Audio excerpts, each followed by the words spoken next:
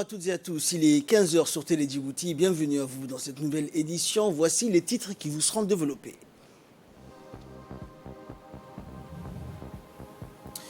Signature d'un mémorandum d'entente entre la société Seafood et Lewis Retail à Addis Abeba. Et en Europe, incendie toujours en cours en France, au Portugal et en Espagne. Voilà pour les titres, bienvenue à tous. Dans le cadre de la 5e édition des Jeux de la solidarité islamique qui se déroule actuellement à Konya en Turquie, le secrétaire d'État au sport a visité le centre d'entraînement des athlètes djiboutiens. L'objectif de cette visite était d'encourager les athlètes djiboutiens toujours en compétition. Le secrétaire d'État Hassan Mohamed Kamil et les membres de la délégation qui l'accompagnent ont appelé les représentants de Djibouti à ces Jeux de donner le meilleur d'eux-mêmes pour hisser haut les couleurs nationales. Le chef du département des sports, avec des mots bien choisis, tel un entraîneur, a rappelé que tous les Djiboutiens comptent sur ces athlètes pour se démarquer et honorer la place de Djibouti sur la scène internationale. Rappelant que 4 athlètes djiboutiens sont d'ores et déjà qualifiés pour la finale. Demain, 1500 mètres, Aden Moussa Absiye et Mohamed Ismail Ibrahim dit Fatah. Et les 1500 mètres, Souhra Ali Mohamed et Khadra Mohamed Denbil. Enfin, bilan de ce tournoi, les athlètes djiboutiens ont remporté, rappelons-le, 2 médailles, dont une en argent et une en bronze. La médaille d'argent est revenue sur les 3000 mètres, steeple pour le champion Mohamed Ismail Ibrahim. Et la médaille de bronze à notre champion Moumine.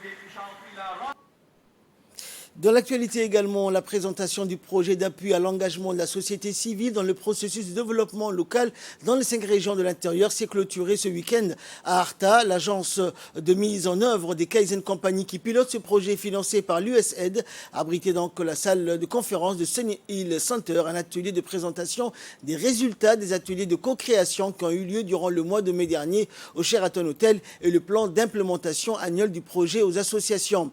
Dans la vision Djibouti 2035, la participation citoyenne reste un élément essentiel dans les perspectives de renforcement de l'offre des services au profit de la population. L'USAID est le partenaire financier de plusieurs projets à Djibouti. Ce nouveau projet financé par le peuple américain, donc à travers son agence de développement international, ce projet contribuera également à renforcer le partenariat entre Djibouti et les États-Unis d'Amérique. Des ateliers de sensibilisation et d'information sur le processus en cours de la décentralisation se sont déroulés dans la région d'Ali Sabié. Ces ateliers sont organisés par le ministère délégué à la décentralisation dans le cadre du programme d'appui à la décentralisation et aux initiatives locales financées par l'Union européenne. Le lancement des ateliers qui a eu lieu au conseil régional d'Ali Sabié a vu la participation du président du conseil régional, Charmaki Hassan Al-Laleh. Cette vaste campagne de sensibilisation a pour objectif d'informer la population locale sur les rôles et les responsabilités des acteurs de la décentralisation.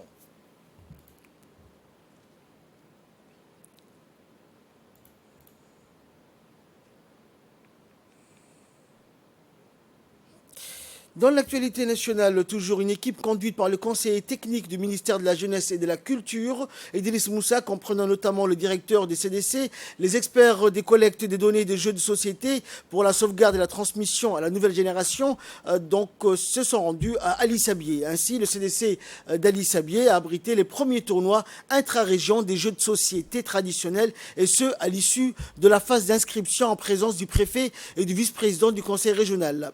Et le conseil technique du ministère de la Jeunesse et de la Culture a souligné que cette activité donc estival s'inscrivait dans le cadre du programme de sauvegarde et de transmission des Jeux qui constitue un patrimoine culturel en déperdition. Il a indiqué la dimension académique de ce projet qui vise à recenser, décrire et publier sous forme de livrets et d'outils didactiques et numériques pour les rendre accessibles aux jeunes générations et contribuer ainsi à leur enracinement culturel. Ce projet est conduit par le ministère de la Jeunesse et de la Culture et répond à la feuille de route du président de la République en matière de préservation culturelle.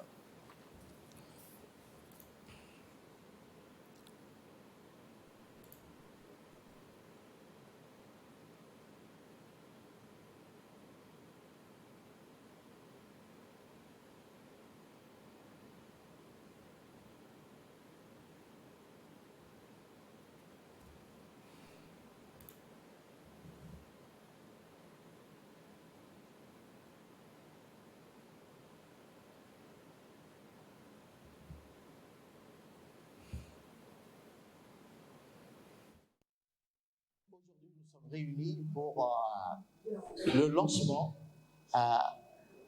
des jeux traditionnels à Alisabi. Durant le mois d'août, du 2 au 30 août, donc beaucoup d'activités relatives aux jeux traditionnels vont se dérouler durant cette époque. Il n'y aura pas seulement à Alisabi, mais l'équipe se déplacera aussi à Holland, à Ali Adi, à Daazbio, afin de recenser nos jeux traditionnels. Il est malheureux qu'on perde petit à petit, qu'on oublie que les jeunes générations ne sachent plus qu'on avait des jeux traditionnels à nous. Il ne faut pas que nos jeux traditionnels soient supplantés par les jeux numérisés dans les téléphones. Vous savez que le jeu Mario a été inventé par un maçon, qui a tout simplement l'idée de numériser son jeu favori. Et nous aussi, pour que les jeunes puissent suivre le rythme et garder nos jeux traditionnels, nous avons besoin, messieurs, avec l'aide de la ministre de la Jeunesse et de la Culture, de numériser tous les jeux traditionnels que nous avons à Alisabi. Et c'est comme ça seulement que nous pouvons avoir les supports qui permettront aux jeunes de perpétuer ces jeux. Merci. Direction Addis Abeba à présent, où Djibar Seafood Company, l'usine djiboutienne spécialisée dans l'exploitation, le traitement et le conditionnement des produits de la mer, et Belayab Food et Lewis Retail viennent de signer en Éthiopie un mémorandum d'entente qui prévoit l'exportation des fruits de mer djiboutiens vers le marché éthiopien. Ce mémorandum a été paraphé par le président directeur général de Seafood, Djibar Seafood, Eleye Issa Goudi, et le président directeur général de Belayab Food et Lewis Retail, Admassou Yitegesu. La cérémonie de signature a eu lieu à l'ambassade de Djibouti à Addis Abeba en présence d'une représentante de la compagnie nationale Air Djibouti qui assurera le transport des marchandises par voie aérienne vers l'Éthiopie. Inaugurée en 2019 par le président Ismaël Omar Guelleh, la société Djibar Seafood exporte déjà ses produits en Europe, aux États-Unis, aux Émirats arabes unis, en Arabie saoudite et en Extrême-Orient. Ce protocole d'accord signé avec Lewis Retail s'inscrit en droite ligne de la vision du président directeur général de Djibar Seafood, Eleye Issa, qui nourrit l'ambition d'accroître non seulement le volume d'export de la société, mais aussi et surtout développer une image de marque sous le label Made in Djibouti. Rappelant que Djibouti dispose d'un potentiel halieutique non négligeable, estimé à environ 48 000 tonnes, dont 9 300 tonnes sont constituées d'espèces marines à haute valeur ajoutée. Fait divers pour clore l'actualité nationale. Une jeune maman djiboutienne dénommée Yasmine Awad Abdurrahman a accouché de triplés de sexe masculin mardi dernier à l'hôpital de référence de la mère de l'enfant. La maman, âgée de 27 ans, déjà maman, était hospitalisée et prise en charge durant les 40 derniers jours à l'hôpital Dar el-Hanan. À terme, donc mardi, a eu lieu son accouchement par césarienne. Une équipe médicale composée d'un gynécologue, d'un anesthésiste réanimateur et d'un pédiatre néonatal, en plus d'un staff d'infirmiers, a supervisé l'opération qui s'est déroulée dans les meilleures conditions. Selon le gynécologue Dr Waberi Fatah, cette opération a été un franc succès. Nous avons mené à bien cet accouchement, a été déclaré étant une grossesse à risque. Il était important de faire un suivi de 41 jours, a-t-il ajouté, ici au sein de l'hôpital. Actuellement, la maman se trouve à l'hôpital pour observation et se porte en bonne santé. Et là, nous passons à l'actualité internationale, direction l'Europe, où les incendies sont toujours en cours, notamment en France, au Portugal et en Espagne. L'Europe vole au secours de la France pour aider les pompiers qui luttent avec acharnement contre la reprise spectaculaire d'un incendie en Gironde et dans les Landes, où des premiers renforts sont arrivés d'Allemagne jeudi. Au total, 361 pompiers européens ont pris la route du sud-ouest de la France pour épauler les 1100 pompiers qui combattent nuit et jour une reprise de feu du gigantesque incendie de l'Honduras et 14 000 hectares déjà brûlés en juillet. Selon la dernière étude de l'Observatoire européen de la sécheresse, environ 60% du territoire européen est actuellement touché par la sécheresse. Plusieurs pays du continent sont encore frappés par une vague de chaleur. Le Royaume-Uni n'est pas épargné, à l'image d'un feu d'herbe qui s'est déclenché à Canvey Island, à l'est de Londres, ce jeudi. Et c'est tout pour cette édition. Merci à vous de nous avoir suivis. Restez avec nous avec la suite de programmes sur Télé Djibouti.